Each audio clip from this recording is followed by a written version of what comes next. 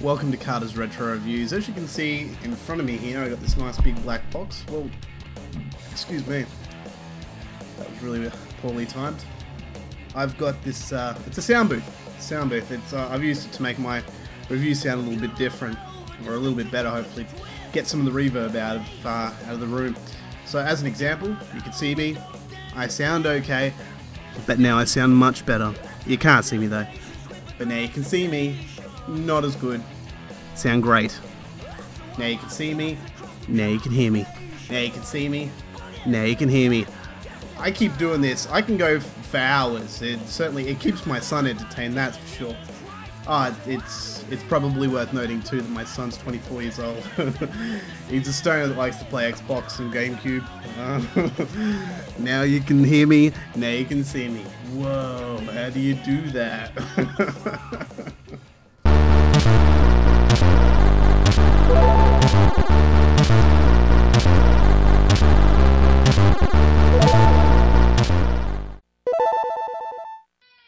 Dear viewers, this review is dedicated to everyone who follows my reviews, especially that one guy on Reddit who got very upset at my less than enthusiastic review on Tetris Plus. Tetris Plus is a game of fucking genius and nothing short of brilliant when compared to this game. I was very blasé about Tetris Plus, and while my feelings haven't really changed, I think it's safe to say that maybe I was a little harsh on it, and you know what? I'm okay about being wrong. Hell, if Roger Ebert can incorrectly assess A Clockwork Orange, Blade Runner, Blue Velvet, Brazil, Reservoir Dogs, Snatch, and yet have some unnatural attraction to both the Brown Bunny and the Adventures of Rocky and Bullwinkle, I can have a slight retroactive change of heart.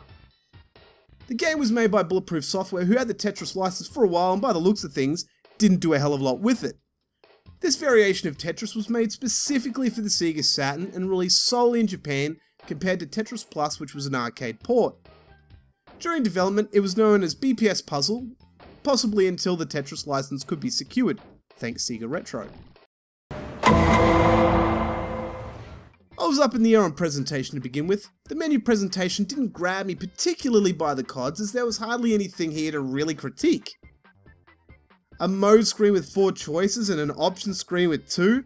If you've ever played a Tetris game, this is as lazy and uninspired as it gets. Everything's in the right place. Okay, sure. But that's the only plus, if you even consider that to be one. The play area was narrow to the point where it was hard to see where the blocks would fall, which brings me to... Graphics are grainy and are hard to make out. The blocks are small and it's a real ineffective use of space in the one player. In 2-player or verse against the computer, it makes a bit more sense, but even then, there's still wasted space of these background pictures which range from scenic suburban European cities to dull whatevers. Animation flows fine, but in that respect, it makes the game look better than it actually is.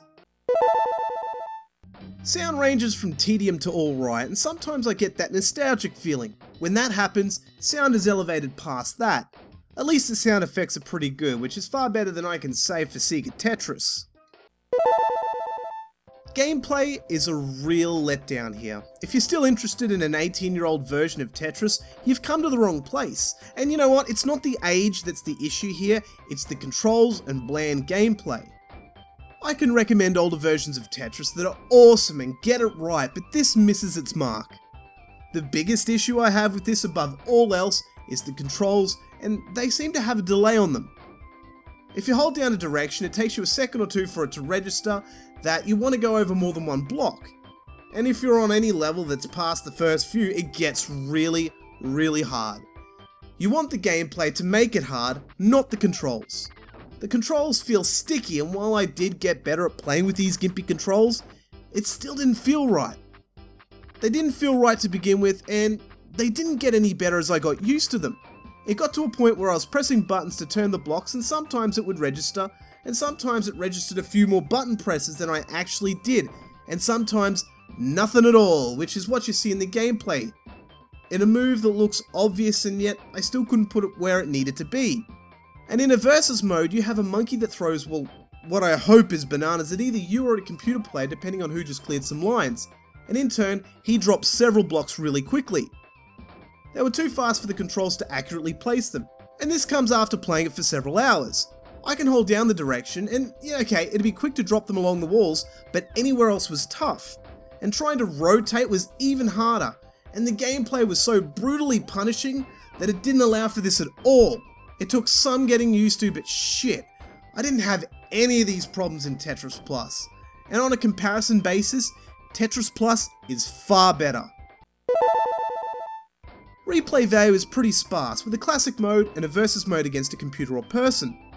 Sometimes a two-player can be all the game needs to make the game last, but when you compare it to other more interesting versions of Tetris, we're not left with a whole lot.